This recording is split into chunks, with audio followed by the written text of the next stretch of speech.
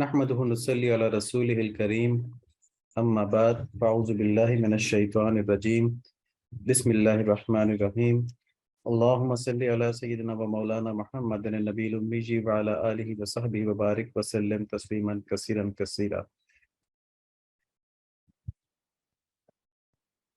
سب سے پہلے دوبارہ اسی بات کی طرف توجہ واپس لے کے جانا، مرکوز کرنا کہ ہم یہاں پر آخرت کی تیاری کے لیے بھیجے گئے ہیں۔ وما خلقت الجن والانس الا لیعبدون، کہ ہم نے انسانوں اور جنوں کو نہیں پیدا کیا سوائے اس کے کہ وہ ہماری عبادت کریں۔ اور پھر افحسبتم انما خلقناکم عبثا وانکم الینا لا ترجعون، کہ کیا تم یہ خیال کیے بیٹھے کہ تم کو بالکل ایسی پیدا کر دیا، عبث پیدا کر دیا، کوئی فائدہ نقصان نہیں ہے؟ نہیں، بلکہ تم ہماری طرف لوٹائے جاؤ گے۔ جو آیت کا ترجمہ اس طرح سے ہے کہ کیا تم یہ سمجھ بیٹھے ہو کہ تمہیں عبث پیدا کر دیا گیا اور تم ہماری طرف لوٹائے نہیں جاؤ گے؟ اور لوٹائے جاؤ گے تو کیا ہوگا؟ تبارک الذی بیدہ الملک وہو علی کل شیء قدیر الذی خلق الموت والحیاۃ لیبلوکم ایکم احسن عملا، کہ اللہ تعالیٰ وہ ہیں جنہوں نے موت کو اور زندگی کو پیدا کیا اس لیے کہ جانچیں تم میں سے کون اچھے اعمال کرتا ہے۔ تو ہم جب واپس لوٹائے جائیں گے تو ہمارے اعمال کی جانچ ہوگی، اس لیے ہم پیدا کیے گئے ہیں۔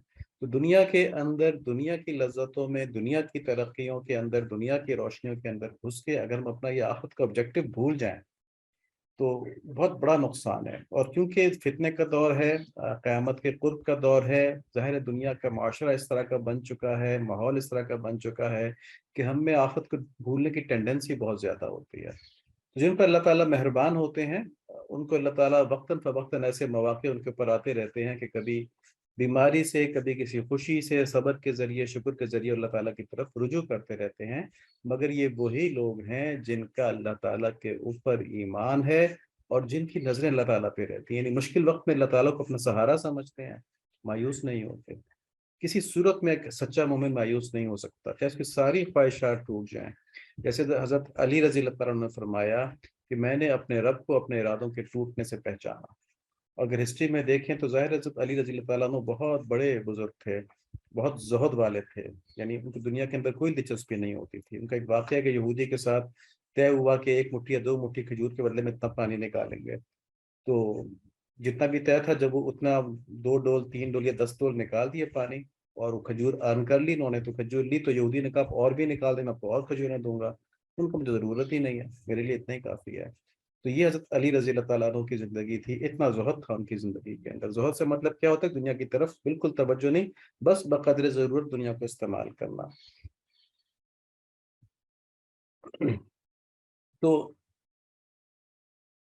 ان چیزوں کو ذہن میں رکھتے ہوئے صحابہ کرام رضوان اللہ علیہم کی زندگیوں کو دیکھتے ہوئے ہمیں پتہ چلتا ہے کہ ہماری زندگی کس طرف ہونی چاہیے، کہاں ہونی چاہیے، کس طرف جانی چاہیے۔ تو ہم بات کر رہے تھے کہ خوشی کے موقع پہ اللہ تعالیٰ کی طرف شکر کے ذریعے مڑنا، اور غم کے موقع پہ اللہ تعالیٰ کی طرف صبر کے ذریعے مڑنا، یہ ان کے لیے ممکن ہے جو ہر حال میں اللہ تعالیٰ سے امید رکھتے ہیں، ہر حال میں اللہ تعالیٰ کی رحمت کی طرف متوجہ رہتے ہیں۔ تو حضرت علی رضی اللہ تعالیٰ عنہ جو ہیں، ان کی زندگی جب وہ خلافت کے وقت آیا اور اس وقت بہت شدید لڑائیاں ہوئیں، سب کچھ ہوا، غلط فہمیاں ہوئیں، تو ان سب میں ان کی تو بڑی خواہش تھی کہ اسلام ترقی کرے۔ ظاہر ہے ان کو تو خود بادشاہت سے کچھ نہیں لینا تھا نا، ہم انشاءاللہ ان کے آگے تذکرہ کریں گے، اس میں دیکھیں گے بھی ان کی باتیں۔ تو ان سب چیزوں کو انہوں نے برداشت کیا اور اللہ تعالیٰ کی طرف سے امید رکھی، آخری وقت تک امید رکھی۔ تو کسی مسلمان کے اوپر اگر بہت برے حالات بھی آ جائے نا، تو سمجھے کہ اللہ تعالیٰ اسی میں میرے درجات بلند فرما رہے ہیں، اور میں اللہ تعالیٰ کی طرف دعا کرتا رہے، کوشش کرتا رہے، لیکن مایوس نہ ہو اللہ تعالیٰ سے، اور شکوہ نہ کرے کہ ساری مصیبتیں میرے اوپر ہی کیوں۔ ٹھیک ہے جی، یہ کبھی نہیں ہو سکتا کہ اللہ تعالیٰ اتنے مہربان رب ہم پر ساری مصیبتیں بھیج دیں، یقیناً اس میں ہمارا ہی بھلا ہوتا ہے۔ اور جب اللہ تعالیٰ کسی کو نعمتوں سے نواز رہے ہوں تو پھر اس پہ آدمی فخر نہ کرے، اس پہ آدمی خوشی کے مارے نافرمانی نہ شروع کر دے اللہ تعالیٰ کی۔ ٹھیک ہے، جیسے آج کل، پہلے ہمارے پاکستان کے اوپر ہندو کلچر کا غلبہ تھا، تو شادیوں کے اندر مہندی کی رسم ہوتی تھی اور اس طرح کی چیزیں جو ہندوؤں کی طرف سے آئی تھیں، مائیوں بٹھالنا اور اس طرح کی چیزیں، یہ مسلمانوں کی رسمیں نہیں تھیں۔ اب عیسائی کلچر بھی آ گیا ہے، تو اب ہم ہیلوئین بھی مناتے ہیں، اب ہم کیا ہوتا ہے وہ ویلنٹائن ڈے مناتے ہیں، اب شادی سے پہلے برائڈل شاور ہوتا ہے، ٹھیک ہے، یہ سب کرسچنس کی رسمیں ہیں، کرسچنس کا کلچر آنے والی بات ہے یہ نا. تو ہم نے اپنے آپ کو اسلامی کلچر کی طرف لے کے جانا ہے. تو جب اس طرف متوجہ رہیں گے انشاءاللہ تو دیکھیں گے کہ ہمارے لیے دین پر چلنا بھی آسان ہے اور دین کی باتیں سننا بھی آسان ہے. یہ مشکل جب ہی ہوتا ہے کہ جب ہم اپنا کلچرل انکلینیشن یا کلچرل الائنمنٹ جو ہم غیروں کے ساتھ کر لیں، کفار قوم کے ساتھ کر لیں، پھر دین پر چلنا مشکل ہو جاتا ہے. یہ سب ہمارے چیلنجز ہیں، ان سے ہم نے گزرنا ہے، ان سے ہم نے آگے بڑھنا ہے. ٹھیک ہے جی. تو ہم نے یہ چیلنجز کو آئیڈینٹیفائی کیا. اب ہم نبی صلی اللہ علیہ وآلہ وسلم کی ایک نصیحت دیکھتے ہیں. آپ نے فرمایا کہ ایسے فتنوں کے آنے سے پہلے نیک اعمال کرنے میں جلدی کر لو جو تاریک راتوں کے ٹکڑے کی طرح ہوں گے. آدمی صبح کے وقت مومن ہوگا، شام کے وقت کافر، جبکہ شام کے وقت مومن ہوگا، صبح کے وقت کافر. وہ دنیا کے مال و متاع کے عوض اپنا دین بیچ دے گا.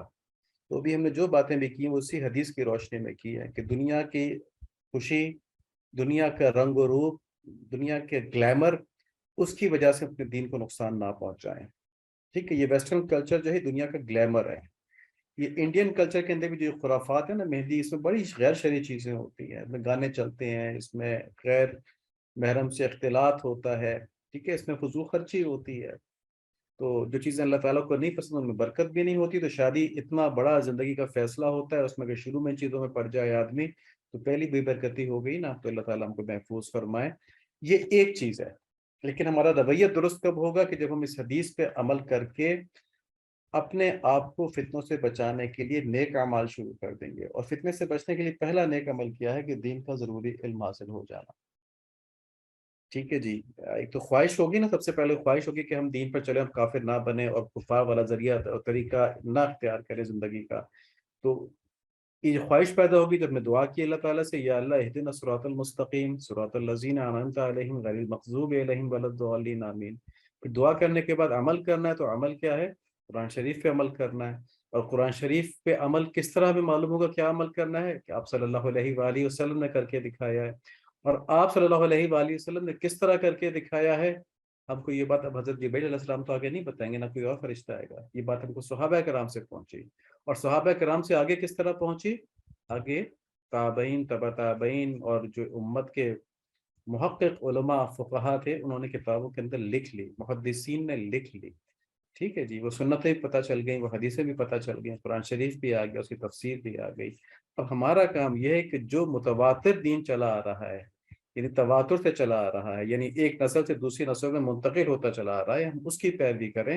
ہم اس آدمی کی پیروی نہ کریں جو کہتا ہے کہ نہیں آج تک مسلمان اس بات کو سمجھ ہی نہیں پائے، یہ بات تو اصل میں اس طرح سے ہے. تو یہ شخص جب یہ بات کہتا ہے کہ آج تک مسلمان اس بات کو سمجھ ہی نہیں پائے، یہ بات تو اصل میں اس طرح سے ہے، اس میں لوگوں کو غلطی لگ گئی، تو کہتا ہے کہ جو دین اب تک چلتا ہوا یہاں تک پہنچا ہے وہ لوگوں کو غلط پتا تھا. اب میں قرآن شریف کی اس آیت سے یا اس حدیث سے ماحول کو دیکھتے ہوئے یہ مطلب نکال رہا ہوں یہ صحیح دین ہے. تو یہ متواتر دین نہیں ہے، یہ تو اس نے اپنا ایجاد کردہ دین ہے. اللہ تعالیٰ سے محفوظ فرمائے. ہم آگے چلتے ہیں.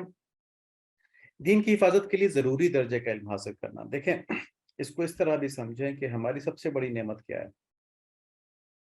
سب سے بڑی نعمت ہمارے پاس کیا ہے؟ ایمان ہے. اب جس طرح ہر قیمتی چیز کی حفاظت کی جاتی ہے، کیا ہم اس طرح اپنے ایمان کی حفاظت کا بندوبست کرتے ہیں؟ عموماً نہیں کرتے، ہم اس کی طرف سے غافل ہوتے ہیں. ٹھیک ہے جی. ماشاء اللہ حافظ اختر صاحب نے ہاتھ کھڑا کیا ہے اور یہ شاید یہی بتا رہے ہوں گے کہ ایمان سب سے بڑی نعمت ہے. تو اب اس کی حفاظت، اتنی بڑی نعمت کی حفاظت، جیسے ہمارے پاس اگر 10 لاکھ روپے ہوں تو ہم کس طرح حفاظت کریں گے؟ چھپا کے رکھیں گے، کوئی دیکھ نہ لے، کسی کو پتہ نہ چل جائے، بتائیں گے بھی نہیں لوگوں کو، حفاظت کریں گے اس کی. تو ایمان کو لوٹنے کا طریقہ الگ ہے اور 10 لاکھ کو لوٹنے کا طریقہ الگ ہے. 10 لاکھ تو پستول لگا کے بھی لوٹے جا سکتے ہیں، لیکن ایمان عقل کے اندر غلط فہمی پیدا کر کے اور دل کے اندر گناہوں کی رغبت پیدا کر کے لوٹا جاتا ہے. ٹھیک ہے جی. تو عقل کی غلط فہمی سے ہم کس طرح دور ہو سکتے ہیں؟ کہ ہم دین کا ضروری علم حاصل کر لیں. ہم پر شیطان کے اور اس کے ہم نواؤں کی طرف سے مسلسل حملے ہوں گے، مسلسل حملے ہوں گے، جو ہو رہے ہیں تاریخ میں چلتے چلے آ رہے ہیں. آج ہم جو پہلا فتنہ اسلام کے اندر تھا اس کا تذکرہ کریں گے انشاءاللہ. تو عقل کی غلط فہمی کو دور کرنے کے لیے ہمیں دین کا لازمی علم سیکھنا ہے، لازمی علم سیکھنا ہے، جس سے ہمیں یہ پتہ چل جائے گا کہ ہم نے چلنا کس کے پیچھے ہے. اور جو گناہوں کی محبت دل کے اندر ہوتی ہے اس کا مقابلہ کرنے کے لیے ہمیں دل کا تزکیہ کروانا ہے. جس کی پہلی صورت یہ ہے کہ نیک اعمال کی طرف رغبت کریں اور گناہوں سے بچنے کے لیے کوشش بھی کریں، دعا بھی کریں، اور جب تھوڑا آدمی کے اندر تقوی مضبوطی آ جائے اس کے اندر، تو پھر کسی شیخ کے پاس جا کے اپنے تزکیے کے لیے کوشش بھی کریں۔ اللہ تعالیٰ ہمیں نصیب فرما دیں، ہم سب کو نصیب فرما دیں، جہاں جہاں تک یہ بات پہنچے ان سب کو یہ بات سمجھنا اور اس پر عمل نصیب فرما دیں، اللہم آمین۔ آج ہم پہلے فتنے کی بات کریں گے، اور فتنہ کیا چیز ہوتی ہے؟ فتنہ اگر اس کے آپ لغوی مطلب پہ جائیں تو یہ کسوٹی، ایک آزمائش یا ایک آگ کو کہتے ہیں جو کھرے اور کھوٹے کو الگ الگ کر دیتی ہے۔ تو آپ صلی اللہ علیہ وآلہ وسلم کا انکار تو یہ کھلا کفر ہے، اس کو ہم فتنہ نہیں کہہ سکتے، ٹھیک ہے؟ جس نے آپ صلی اللہ علیہ وآلہ وسلم کا انکار کر دیا وہ بڑا واضح ہو گیا کہ بھئی وہ تو ہے ہی مسلمان ہی نہیں ہے، وہ جس نے کفر کیا، جس نے آپ صلی اللہ علیہ وآلہ وسلم کو نہیں مانا، تو یہ امتحان نہیں بنے گا، یہ فتنہ جو ہے نہیں بن پائے گا، کیونکہ یہ سب کو نظر آ رہا ہے اس نے تو کھلے عام انکار کر دیا، یہ کافر ہو گیا ہے۔ تو وہاں سے فتنہ شروع نہیں ہوتا، ٹھیک ہے؟ تو کفر کا فتنہ ہے وہ تو الگ چیز ہے نا، مسلمانوں میں یہ فتنہ نہیں شروع ہوا، یعنی کہ صحابہ کرام رضوان اللہ علیہم وہ پہلی جماعت ہے کہ اگر ان کی تکفیر کی جائے، نعوذ باللہ ایسی جماعت موجود ہے جو ان کو کافر کہہ دیتی ہے، ٹھیک ہے؟ اللہ تعالی ہم سب کو محفوظ فرمائے، تمام انسانیت کو محفوظ فرمائے اتنی بڑی گستاخی سے، یا ان کو برا کہے، گناہ گار کہے، یا ان کو ناقابل اعتبار کہہ دے صحابہ کرام کو، تو جو بھی ایسا کرے گا وہ اسلام کے پہلے فتنے کے اندر مبتلا ہو گیا، ٹھیک ہے؟ پہلی آزمائش میں وہ چلا گیا۔ اس فتنے کو خوب سمجھنا چاہیے کہ صحابہ کرام کے بارے میں دل میں، ذہن میں کوئی بری بات نہ آ جائے، کیونکہ یہ ایمان کو لے جاتی ہے، یہ عقائد کو خراب کر دیتی ہے، اور اپنے بچوں کو بھی اچھی طرح سمجھانا چاہیے کہیں وہ ان لوگوں کے چکر میں نہ آ جائیں۔ اور ایسا نہیں ہے کہ آج کل ایسا نہیں ہو رہا، آج کل اس چیزوں کی، غلط چیزوں کی اتنی زیادہ وہ ہو رہی ہے، تبلیغ ہو رہی ہے، اور لوگوں کے پاس صحیح علم نہیں ہوتا کہ وہ بدل جاتے ہیں، وہ کہتے ہیں یہ واقعہ تو صحیح بتایا اس نے، تو اسی طرح سے ہے، فلاں صحابی نے اس طرح تو کیا تھا۔ تو ایک بات یاد رکھیں کہ کوئی بھی صحابی دنیا کی لالچ میں، ٹھیک ہے، کوئی فیصلہ نہیں کرتا۔ کوئی صحابی جب کوئی فیصلہ کرتا ہے تو اس کا اجتہاد دین کی سربلندی کے لیے ہوتا ہے۔ تو حضرت علی رضی اللہ تعالیٰ عنہ کا جیسے میں واقعہ بتایا نا، کہ وہ یہاں تو ان کا یہ حال تھا کہ ایک کھجور مٹھی اور لینے پہ تیار نہیں تھے کہ میری ضرورت پوری ہو گئی ہے، اور دوسری طرف صحابہ کرام کی آپس میں جو جنگیں ہوئیں اس کے اندر حضرت علی رضی اللہ تعالیٰ عنہ نے ہتھیار نہیں ڈالے کہ ٹھیک ہے تم کر لو حکومت، یہ نہیں کہا، اور وہ یہ کہتے تھے کہ مجھے نہیں معلوم، لیکن اگر یہ ذمہ داری میرے اوپر آ گئی ہے تو مجھے اس کو نبھانا پڑے گا، مجھے غالب گمان یہی ہے کہ میں حق کے اوپر ہوں، تو اس لیے میں اس جہاد کو کروں گا۔ تو انہوں نے پھر وہ جنگیں لڑی، تو یہ جنگیں جو لڑی گئیں یہ دین کی سربلندی کے لیے لڑی گئیں، دنیا کی تو ان کے اندر حرص تھی ہی نہیں، لالچ تھی ہی نہیں، ٹھیک ہے جی؟ اس کو انشاءاللہ تفصیل سے بھی بات میں دیکھیں گے، اللہ تعالیٰ نے موقع دیا تو بچوں کو خوب سمجھانا چاہیے صحابہ کرام کے مقام کو، اور جن چیزوں کو، جن واقعات کو گمراہ لوگ ذریعہ بناتے ہیں گمراہی پھیلانے کا، ان واقعات کی تفصیل بھی بچوں کو سمجھانی چاہیے۔ ہم نے پہلے بھی اس سلائیڈ دیکھی ہے کہ نبی صلی اللہ علیہ وآلہ وسلم کو یہ دین پہنچا وحی کے ذریعے پہنچا، ٹھیک ہے؟ پھر نبی صلی اللہ علیہ وآلہ وسلم کے ذریعے صحابہ کرام کو دین پہنچا، اور صحابہ کرام نے دین کا عملی نمونہ دیکھا بھی اور اس پہ عمل بھی کیا۔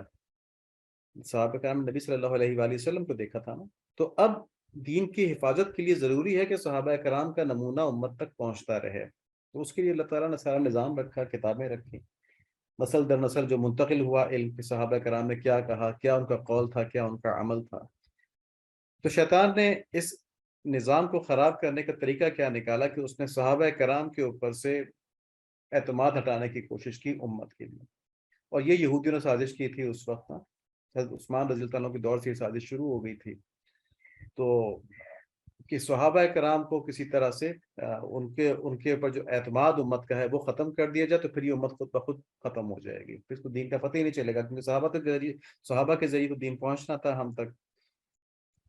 تو اس سلسلے میں ہم نے سب سے پہلے خلفائے راشدین کے بارے میں دیکھا کہ آپ صلی اللہ علیہ وآلہ وسلم نے جہاں اپنے ہر صحابی کو ستارے کی مانند قرار دیا ہے اور کہا ہے کہ یہ میری امت کی حفاظت کا نظام ہے، میرے صحابہ کرام جو ہیں، اور جب یہ چلے جائیں گے تو امت کے اوپر مصیبت آ جائے گی، تو وہاں پر سب سے پہلے خلفائے راشدین کے بارے میں بتایا کہ جب اللہ سے ڈرو، اور فرمایا کہ تم اللہ سے ڈرو اور امیر کی بات سنو اور اس کی اطاعت کرو، اگرچہ تمہارا امیر ایک حبشی غلام ہی کیوں نہ ہو۔ تو آج کل نوجوانوں کے اندر خاص طور کے اوپر یہ بات ڈالی جا رہی ہے کہ نہیں بھائی اپنی عقل استعمال کرنی ہے، ٹھیک ہے، جدھر ہم سمجھ میں آئے جو بات بس وہاں اس طرف چلنا ہے نا، ایسا نہیں ہے۔ اپنی عقل استعمال کرنی ہے اس چیز کے اندر کہ میرا دین میں رہنما کون ہو، میں کس کو اپنا رہنما بناؤں، ٹھیک ہے، میں فلاں کو بناؤں، فلاں کو بناؤں، کہ میں ان عالم کو بناؤں جو کہ مجھے بات پہنچا رہے ہیں صحابہ کرام کی، جو مجھے بات پہنچا رہے ہیں نبی صلی اللہ علیہ وآلہ وسلم کی۔ اور یہاں پر ایک شخص بیٹھتا ہے قرآن شریف اٹھاتا ہے اور کہتا ہے نہیں قرآن شریف میں تو یہ مطلب نکلتا ہے ان چیزوں کا، اور حدیثیں تو ساری ایسی ہیں جو پتہ نہیں قابل اعتبار بھی ہیں کہ نہیں، تو میں ان کی بات نہیں مانوں گا، عقل یہاں استعمال کرنی ہے، ٹھیک ہے۔ تو یہاں پہ کہا گیا کہ اپنے امیر کی اطاعت کرو چاہے وہ حبشی غلام ہی کیوں نہ ہو۔ عنقریب تم لوگ میرے بعد سخت اختلاف دیکھو گے، ٹھیک ہے، اگر یہ امیر کی اطاعت نہیں کی تو اختلافات پیدا ہوں گے، ہر کوئی کہے گا جی میری بات ٹھیک ہے، میری بات ٹھیک ہے۔ تو آگے فرمائے تو تم میری اور میرے ہدایت یافتہ خلفائے راشدین کی سنت کو لازمی پکڑنا۔ تو اختلاف کا علاج کیا بتایا آپ صلی اللہ علیہ وآلہ وسلم نے، کہ میری اور میرے ہدایت یافتہ خلفائے راشدین کی سنت کو لازمی پکڑنا، یعنی جو بات ان کے اندر ہے اس کو تو مت چھوڑنا، ٹھیک ہے، فیصلہ اسی کی بنیاد کے اوپر کرنا۔ تو آپ صلی اللہ علیہ وآلہ وسلم کی سنت ہمیں کہاں سے پہنچی؟ صحابہ کرام کے ذریعے پہنچی۔ اور خلفائے راشدین کی سنت ہمیں کہاں سے پہنچی؟ اس دور کے صحابہ پھر تابعین کے ذریعے پہنچی۔ تو ان کو مضبوطی سے پکڑنا ہے۔ آج کے دور میں کوئی آدمی کے خلاف بات کرتا ہے تو اس کی بات بالکل نہیں سننی، کان بند کر لینا، اس کی دلیل بھی نہیں سننی، کیونکہ ہمارے لیے یہی دلیل کافی ہے کہ یہ بات صحابہ سے ثابت ہے۔ اور دین میں نئی باتوں سے اپنے آپ کو بچانا، اس لیے کہ ہر بدعت یعنی نئی بات گمراہی ہے۔ تو اللہ تعالیٰ کے نبی نے صلی اللہ علیہ وآلہ وسلم ہمیں فتنوں سے بچنے کا ایک پورا چارٹر بنا کے دے دیا ہے، ایک پورا فلو ڈائیگرام بنا کے دے دیا کس طرح ہمیں بچنا ہے۔ اللہ تعالیٰ میں نصیب فرمائے یہ باتیں سمجھنا اور ان پر عمل کرنا اور اپنے بچوں تک ان باتوں کو پہنچانا۔ تو خلفۂ راشدین میں سب سے پہلے حضرت ابوبکر صدیق رضی اللہ تعالیٰ عنہ ہیں، پھر حضرت عمر رضی اللہ تعالیٰ عنہ، پھر حضرت عثمان رضی اللہ تعالیٰ عنہ، پھر حضرت علی رضی اللہ تعالیٰ عنہ۔ تو ہم حضرت عثمان رضی اللہ تعالیٰ عنہ کی بات کر رہے ہیں۔ ہم نے پہلے بھی حضرت عثمان رضی اللہ عنہ کے کچھ فضائل بتائے ہیں، آج ہم پھر کچھ بتا رہے ہیں۔ حضرت عثمان رضی اللہ عنہ ایسی عظیم الشان ہستی ہیں کہ جنہیں آسمانوں میں ذو النورین کہا جاتا ہے۔ یہ حضرت علی رضی اللہ عنہ کا فرمان ہے۔ ذو النورین یعنی آپ صلی اللہ علیہ وآلہ وسلم کی دو صاحبزادیاں حضرت عثمان رضی اللہ تعالیٰ عنہ کے عقد میں نکاح میں آئی تھیں۔ آپ صلی اللہ علیہ وآلہ وسلم نے پہلے اپنی ایک بیٹی کی شادی حضرت عثمان رضی اللہ تعالیٰ عنہ سے کی، پھر جب ان کا انتقال ہو گیا بیماری سے تو دوسری بیٹی کی شادی بھی ان سے کر دی۔ تو اس سے ثابت ہوتا ہے کہ نبی صلی اللہ علیہ وآلہ وسلم کو حضرت عثمان رضی اللہ تعالیٰ عنہ کے اوپر کتنا اعتبار تھا۔ اور آج کل جو گمراہ فرقے ہیں وہ حضرت عثمان رضی اللہ تعالیٰ عنہ کے اوپر تنقید بھی کرتے ہیں، ہم دیکھیں گے کیا تنقید کرتے ہیں، اور نعوذ باللہ ان کے ایمان کے اوپر بھی شک کرتے ہیں۔ نبی صلی اللہ علیہ وآلہ وسلم نے فرمایا ہر نبی کا ایک رفیق ہوتا ہے جنت میں، میرا رفیق عثمان رضی اللہ عنہ ہے۔ یہ ترمذی شریف کی روایت ہے۔ حضرت عثمان رضی اللہ تعالیٰ عنہ نے غزوہ تبوک کے لشکر کو تیار کرنے میں آپ صلی اللہ علیہ وآلہ وسلم کے حکم کو پر عمل کیا تھا، اور اس پر آپ صلی اللہ علیہ وآلہ وسلم نے فرمایا کہ آج کے بعد عثمان جو بھی کریں انہیں ضرر نہ ہوگا۔ تو یہ سرٹیفکیٹ آ گیا نا نبی صلی اللہ علیہ وآلہ وسلم کی طرف سے کہ آج کے بعد عثمان جو بھی کریں انہیں کوئی نقصان نہیں ہوگا۔ تو اب جو لوگ نعوذ باللہ خامیاں ڈھونڈ ڈھونڈ کے ان کو طنز کے نشانہ بناتے ہیں، ان کے اندر خرابیاں نکالتے ہیں، نعوذ باللہ کتنی بڑی جرأت ہے۔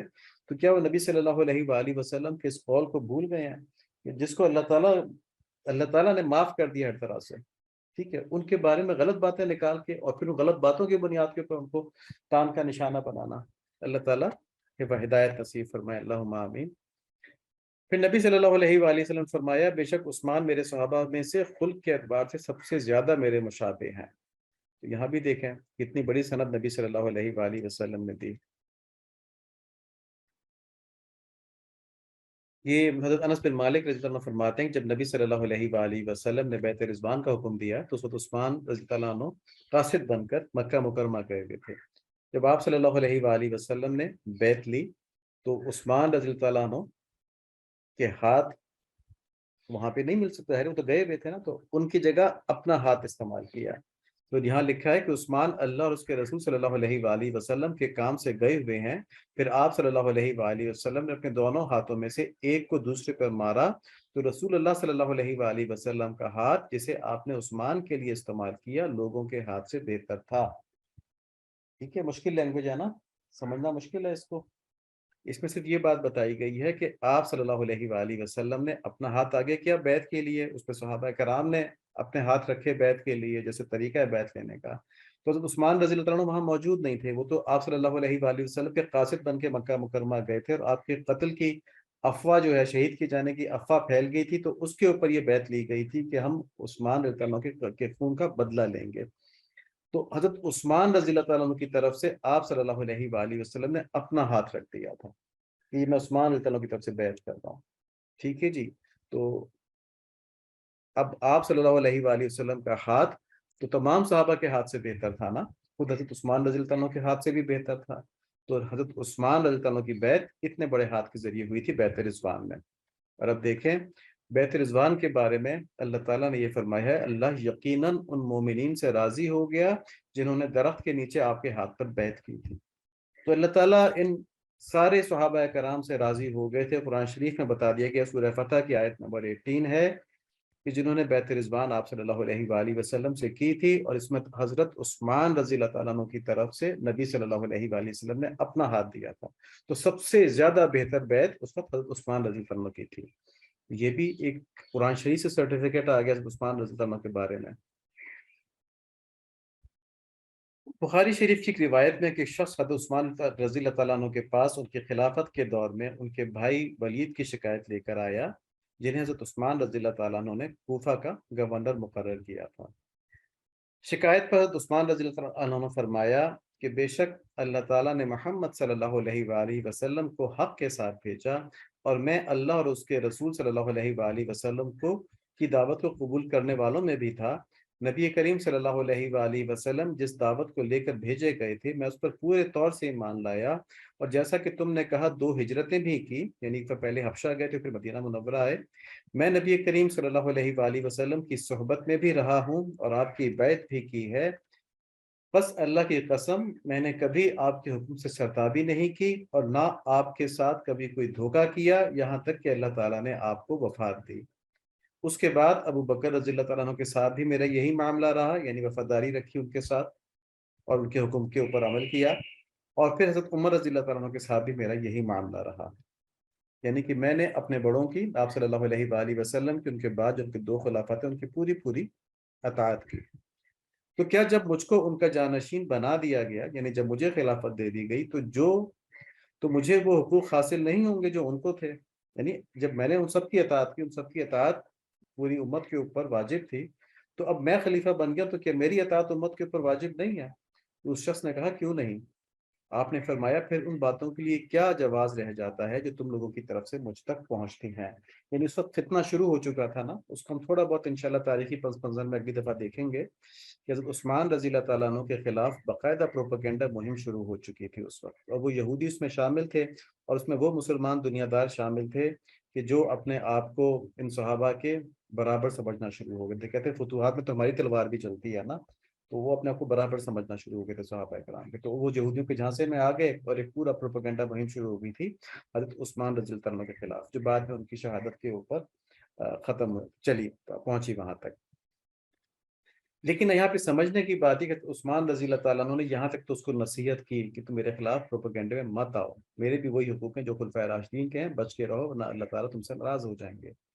اور جو ولید کی شکایت تھی، جو ان کا بھائی تھا سگا، اس کے بارے میں کیا فرماتے ہیں کہ لیکن تم نے جو ولید کے حالات کا ذکر کیا ہے، انشاءاللہ ہم اس کو وہ سزا جو واجب ہے ضرور دیں گے۔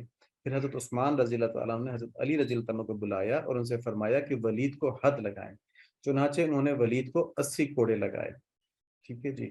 اب یہاں پہ دیکھیں حضرت عثمان رضی اللہ عنہ کے اوپر اقربا پروری کا تہمت لگائی جاتی ہے، تو اپنے سگے بھائی کو کوڑے لگوا رہے ہیں نا ایک عام آدمی کی شکایت کے اوپر۔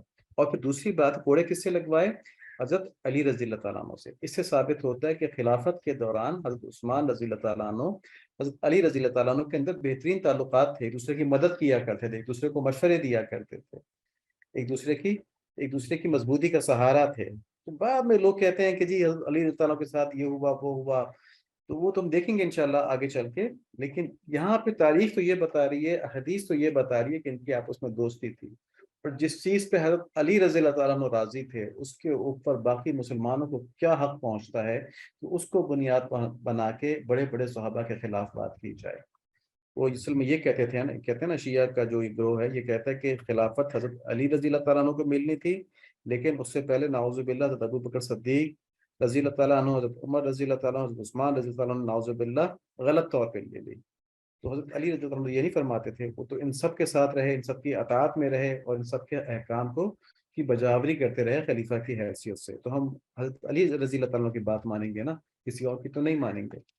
یہ بہت بڑا فتنہ ہے، یہ پہلا فتنہ ہے جو کہ اسلام کے اندر ظاہر ہوا، کہ اتنے بڑے بڑے صحابہ کے خلاف بات کرنا شروع کر دی گئی۔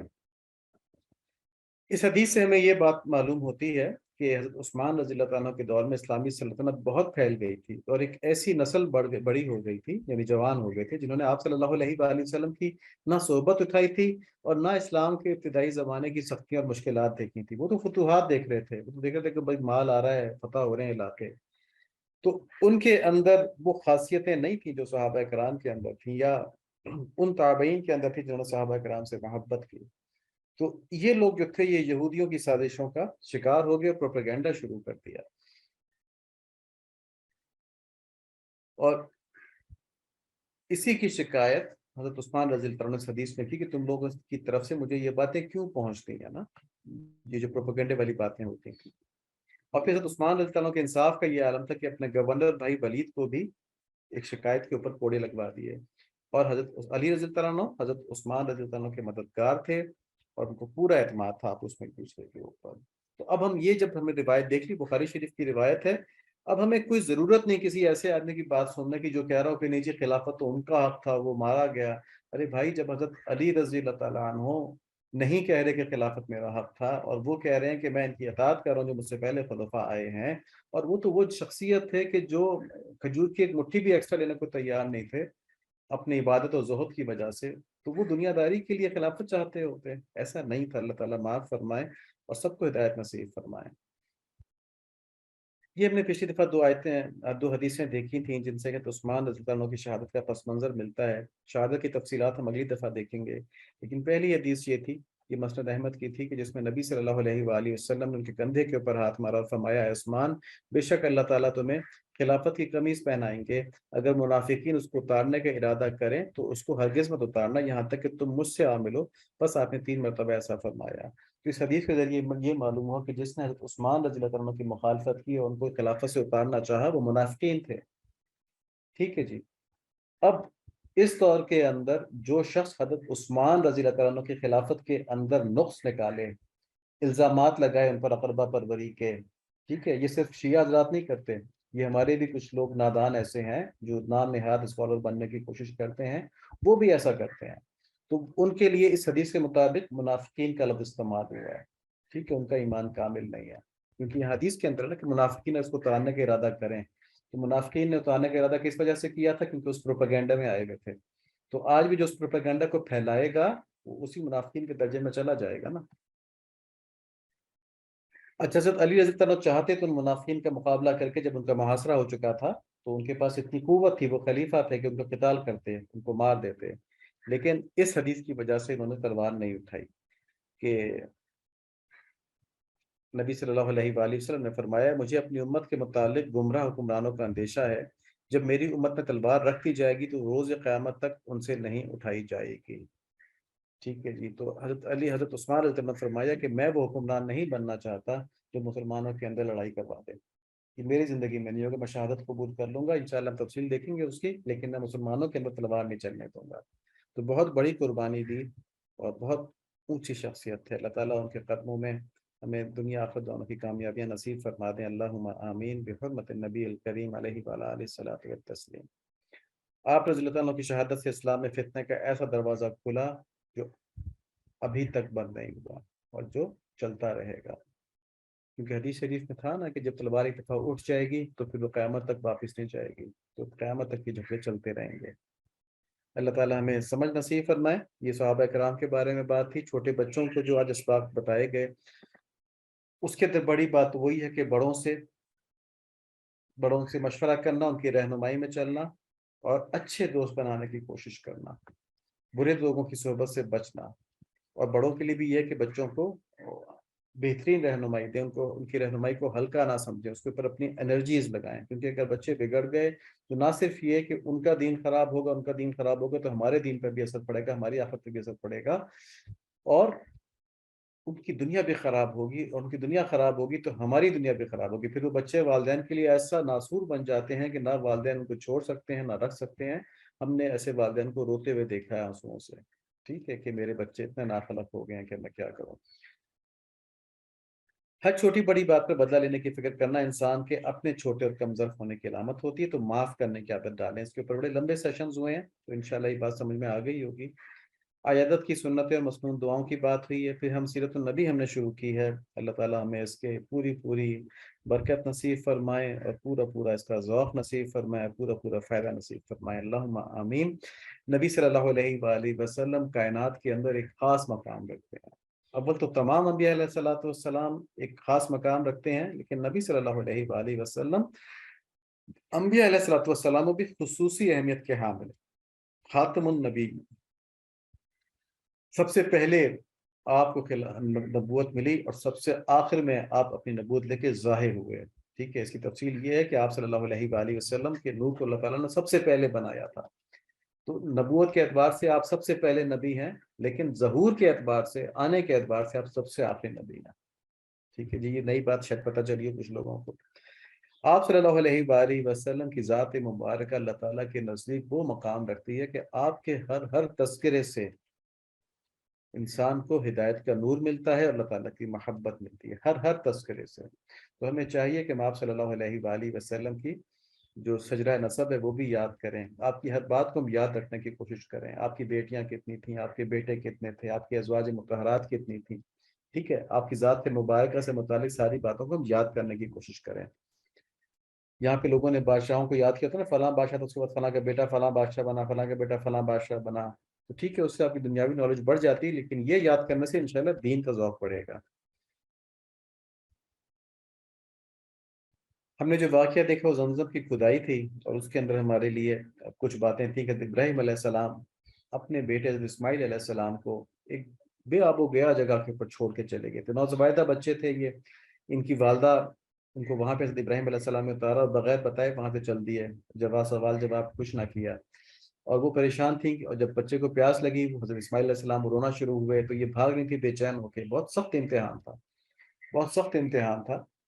और इन दोनों ने, बाप ने भी और माँ ने भी, उस इम्तिहान को पूरी तरह निभाया। कहीं अल्लाह ताला की तरफ से मायूसी के अल्फाज मुंह से अदा नहीं हुए। जो हमने शुरू में बात की थी ना, चाहे हालात जितने मर्जी सख्त हो जाएं, अल्लाह ताला की रहमत से मायूस नहीं होना चाहिए। जो अल्लाह की रहमत से मायूस होता है वो गुमराह है। ठीक है, तो अल्लाह ताला हमें आजमाइश से महफूज फरमाएं, अल्लाह ताला हमें किसी आजमाइश में ना डालें। लेकिन उसूल की बात यह है कि कभी आजमाइश आ जाए, ख्वाह कितनी मर्जी सख्त हो, अल्लाह ताला की रहमत से मायूस ना हो।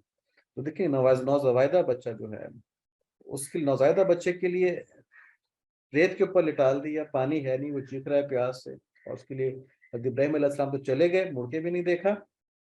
मतलब ये कि मुड़ के ना देखना मुहावरे के तौर पे, वरना पहाड़ पे चढ़ के मुड़ के देखा था उन्होंने ना, ये मुहावरे के तौर पे कि फिर दोबारा नहीं आएगी देखने के लिए बच्चे का क्या हाल है।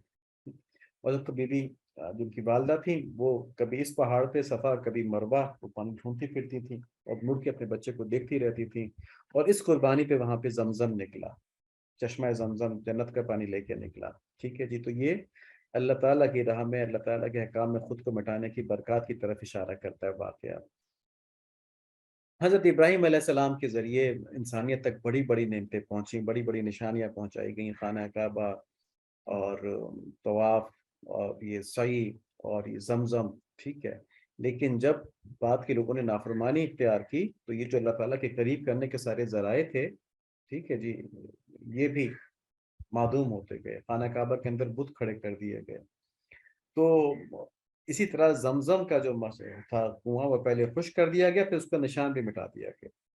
फिर आप सल्लल्लाहु अलैहि वसल्लम की ज़ात मुबारक की अज़मत और बरकत ऐसी थी, ऐसी अजीम शान थी कि आप सल्लल्लाहु अलैहि वसल्लम की बिअसत से पहले इस्तक़बाल के तौर पे ज़मज़म के बाबरकत पानी के कुएँ को दोबारा जारी फरमा दिया गया। तो ये आप सल्लल्लाहु अलैहि वसल्लम के इस्तक़बाल का एक हिस्सा था कि इतना अजीम चश्मा दोबारा जारी हो गया।